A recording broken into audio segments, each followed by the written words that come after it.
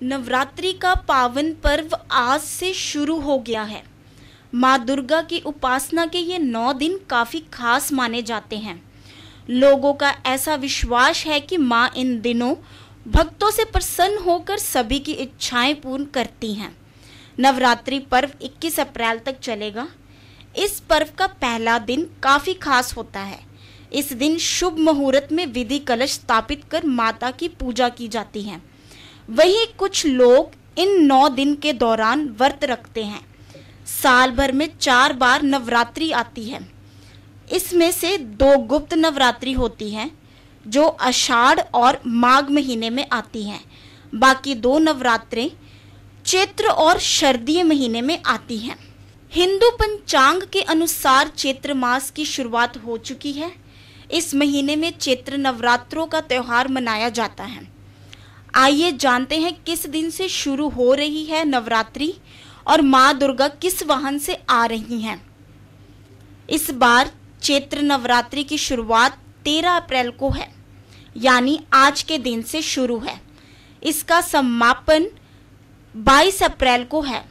13 अप्रैल को यानी आज को नवरात्रि के पहले दिन कलश स्थापना की जाती है। नवरात्रि के 9 दिन माँ दुर्गा के 9 रूपों की विधि विधान से पूजा की जाती है। 13 अप्रैल को कलश स्थापना की जाएगी।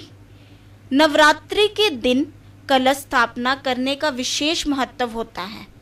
ऐसी मान्यता है कि कलश स्थापन करने से घर में सुख समृद्धि आती है। नवरात्रों में माँ दुर्गा जिस वाहन पर सवार होकर आती हैं, उसका विशेष महत्व होता है। इस बार माँ दुर्गा घोड़े पर सवार होकर आएंगी। इससे पहले शारदीय नवरात्रों में भी माँ घोड़े पर सवार होकर आई थी। जाने से पहले आपको बता दें नवरात्रों के 9 दिनों के बारे में। 13 अप्रैल माँ शैलपुत्री को समर्पित है। नवरात्रि के पहले दिन माँ शैलपुत्री को समर्पित किया जाता है। इस दिन विधि विधान से पूजा करने से माँ शैलपुत्री का आशीर्वाद मिलता है और इसी दिन कलश की स्थापना की जाती है। नवरात्रि का दूसरा दिन माँ ब्रह्मचारिणी को समर्पित होता है। इस दिन पूजा करने से व्यक्ति में संयम आता है और क्रोध कम होता है। नवरात्रि के तीसरे दिन माँ चंद्रघंटा की पूजा की जाती है। इस दिन पूजा करने से व्यक्ति की वाणी में मधुरता आती है। नवरात्रि का चौथा दिन माँ कुष्मांडा को समर्पित होता है। इस दिन माँ कुष्मांडा की पूजा करने से रोग दूर होते हैं। नवरात्रि का 5वां दिन स्कंद माता के समर्पित किया जाता है। इस दिन माँ दुर्गा की पूजा करने से यश और धन की प्राप्ति होती है। नवरात्रि का 6वां दिन माँ कात्यायनी को समर्पित होता है। इस दिन माँ दुर्गा के 6ठे रूप कात्यायनी की पूजा करने से दुश्मन निर्बल होता है। नवरात्रि का 7वां दिन माँ कालरात्रि को समर्पित होता है। इस दिन पूजा पाठ करने से पापों से मुक्ति मिल जाता है। नवरात्रि के 8वें दिन माँ महागौरी की पूजा की जाती है। इस दिन पूजा करने से घर में सुख समृद्धि आती है। अष्टमी का यह दिन बहुत शुभ होता है। नवरात्रि के 9वें दिन माँ सिद्धदात्री की पूजा की जाती है। इस दिन पूजा अर्चना करने से व्यक्ति को नव निधियों की प्राप्ति होती है।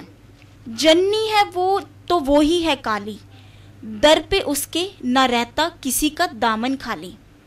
एवन पंजाबी की तरफ से हमारे सभी दर्शकों को नवरात्रों की बहुत बहुत शुभकामनाएं। मैं अपने ਇਹ ਮੋਢਿਆਂ ਤੇ ਗੋਡਿਆਂ ਤੋਂ ਬਹੁਤ ਦੁਖੀ ਸੀ। ਮੇਰੇ ਲਈ ਤਾਂ ਤੁਰਨਾ ਫਿਰਨਾ ਵੀ ਇੰਨਾ ਔਖਾ ਹੋਇਆ ਸੀ, ਮੈਂ ਦੱਸ ਵੀ ਨਹੀਂ ਸਕਦਾ। ਪਰ ਜਦ ਤੋਂ ਮੈਨੂੰ ਫੀ ਰਿਲੀਫ ਮਿਲਿਆ 2.5-3 ਮਹੀਨੇ ਇਸਤੇਮਾਲ ਕਰਨ ਤੋਂ ਬਾਅਦ ਗੋਡੇ ਵੀ ਓਕੇ, ਮੋਢੇ ਵੀ ਓਕੇ।